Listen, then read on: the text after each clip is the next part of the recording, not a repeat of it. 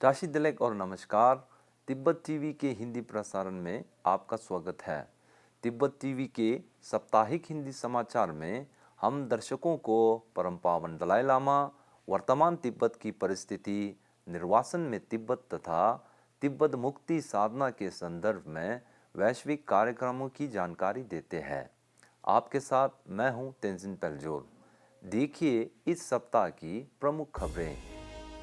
चीनी शासन ने तिब्बती खाना बदोश टाशी यल को वीचैट पर तिब्बत संबंधी सामग्री साझा करने की आरोप में सजा सुनाई। 16वें निर्वासित तिब्बती संसद के बजट सत्र के दौरान सिक्योंग डॉक्टर लोब्सांग संगे का संबोधन। संयुक्त राष्ट्र की समिति ने चीन सरकार से तिब्बत में जबरन श्रम कार्यक्रम तथा गुमांतु जनजातियों के जबरन पुनर्वास पर सवाल उठाया। सिक्योंग डॉक्टर लोब्सांग संगे और थोमथोक रिम्पोचे ने तिब्बती मुख्य मंदिर तुक्लाखांग में लिफ्ट सेवा का उद्घाटन किया। केंद्रीय तिब्बती प्रशासन के निर्वाचन आयोग द्वारा सिक्योंग तथा तिब्बती संसदीय चुनाव के अंतिम दौर की घोषणा। जापान स्थित बुनकाजिन सांस्कृतिक चैनल ने तिब्बत मुद्दे पर ऑनलाइन पैनल चर्चा कराई। अब सुनिए समाचार विस्तार से। सूचना एवं अंतर्राष्ट्रीय संबंध विभाग के संयुक्त राष्ट्र, यूरोपीय संघ एवं मानवाधिकार डेस्क के अनुसार तिब्बत के आमदो प्रांत के तिब्बती खाना बदोश टाशी यल को अलगाववाद उकसाने तथा राष्ट्रीय सुरक्षा को खतरे में डालने के तथाकथित आरोप में 1 साल की सजा सुनाई गई। चीनी अधिकार रक्षक की रिपोर्ट के अनुसार चीनी शासन ने टाशी यल को 30 मई 2020 को सोशल मीडिया ऐप वीचैट पर परम पावन दलाई लामा, तिब्बत और सिक्योंग डॉक्टर लोब्सांग संगे के बारे में जानकारी साझा करने के लिए गिरफ्तार किया था। टाशी यल ने साल 2014 और 2015 में वीचैट ऐप पर परम पावन दलाई लामा जी की तिब्बत वापसी एवं तिब्बत की आज़ादी की मांग को लेकर पोस्ट साझा किया था। इससे यह स्पष्ट होता है कि चीनी शासन तिब्बत के अंदर तिब्बतियों के बुनियादी अधिकारों पर निरंतर प्रतिबंध लगा रहा है। 16वें निर्वासित तिब्बती संसद के बजट सत्र के दौरान केंद्रीय तिब्बती प्रशासन के सिक्योंग डॉक्टर लोब्सांग संगे ने अपने 10 साल की प्रशासनिक कार्यकाल के दौरान व्यापक प्रयासों के माध्यम से अमेरिकी सरकार द्वारा पारित तिब्बत नीति और समर्थन अधिनियम 2020 के बारे में विस्तार से बताया।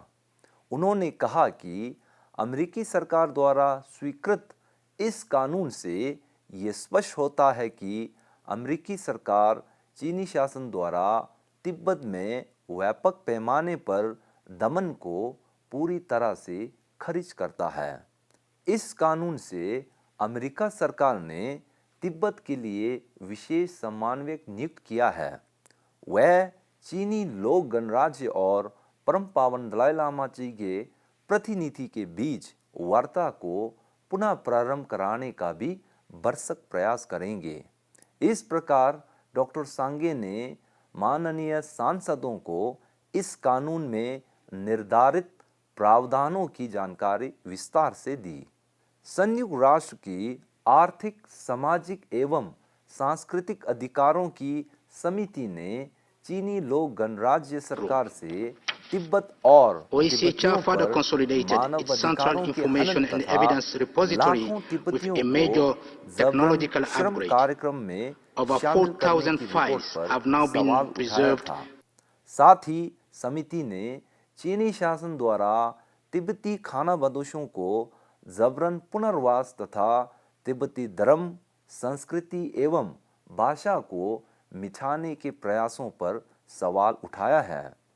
इसी प्रकार हाल में संयुक्त राष्ट्र समिति ने चीन के संबंध में एक सूची प्रकाशित कर तिब्बत, शिनजांग, हांगकांग, मकाओ तथा मुख्य भूमि चीन में गंभीर अत्याचारों की रिपोर्ट को लेकर सवाल उठाया है।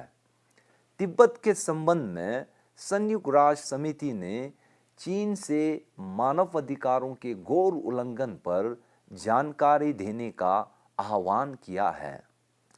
इसी प्रकार अंतर्राष्ट्रीय नस्लीय भेदभाव के उन्मूलन दिवस पर जिनेवा स्थित तिब्बत कार्यालय ने संयुक्त राष्ट्र सहित संयुक्त राष्ट्र मानवाधिकार परिषद से चीनी शासन द्वारा तिब्बतियों पर निरंतर जारी भेदभाव को रोकने की अपील की है। केंद्रीय तिब्बती प्रशासन के सिक्योंग डॉक्टर लोब्संग संगे और नामग्याल मठ के मठाधीश भिक्षु थोमथोक रिम्पोछे ने धर्मशाला स्थित मुख्य मंदिर चुक्लाखांग के प्रांगण में नवनिर्मित लिफ्ट सेवा का उद्घाटन किया। उद्घाटन समारोह में केंद्रीय तिब्बती प्रशासन के गृह विभाग के अधिकारियों तथा नामग्याल मठ के कर्मचारियों शामिल हुए। इस लिफ्ट सेवा का निर्माण विशेष रूप से परम पावन दलाई लामा जी द्वारा मानवता के प्रति अथक सेवा के लिए आभार प्रकट करना है।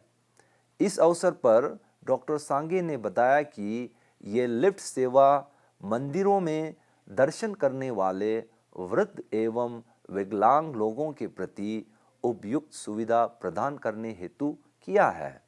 उन्होंने इस लिफ्ट निर्माण में योगदान देने वालों के प्रति आभार प्रकट किया।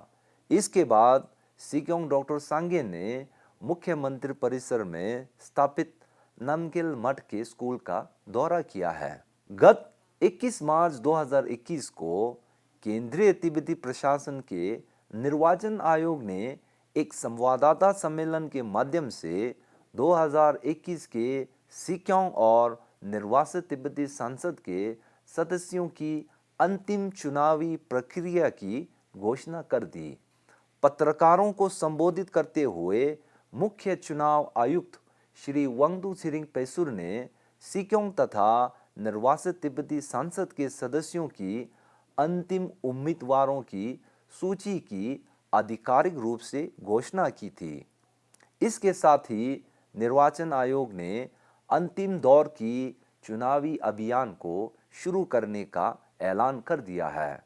यह चुनावी अभियान 8 अप्रैल 2021 की शाम 5 बजे समाप्त होगा। सभी तिब्बती मतदाता अंतिम दौर की चुनाव के लिए 11 अप्रैल 2021 को मतदान करेंगे। इसी 20 मार्च 2021 को जापान स्थित बुनकाजिन सांस्कृतिक ब्रॉडकास्ट चैनल ने तिब्बत मुद्दे पर ऑनलाइन पैनल चर्चा का आयोजन किया था।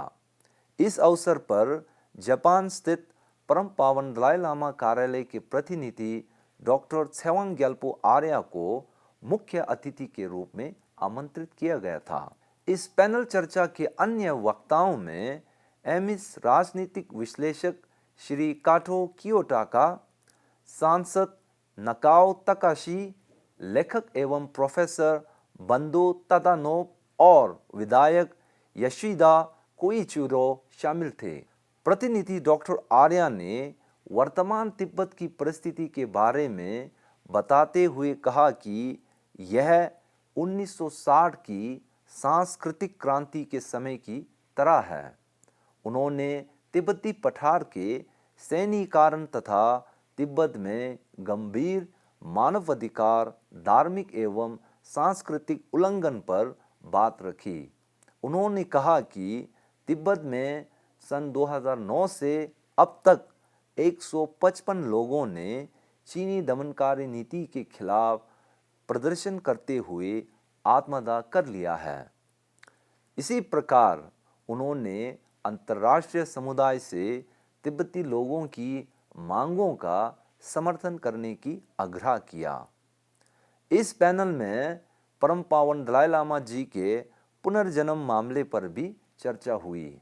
इसी 22 मार्च 2021 को भारत के सुप्रीम कोर्ट के वरिष्ठ वकील और केंद्रीय तिब्बती प्रशासन के कानूनी सलाहकार श्री जे.एम. मुखी के आकस्मिक निधन पर सिक्योंग डॉक्टर लोब्सांग संगे ने संवेदना प्रकट किया है।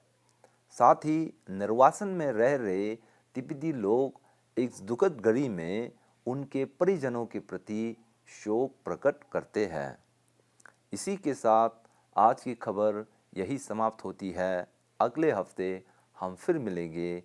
मुझे दीजिए आज्ञा। नमस्कार।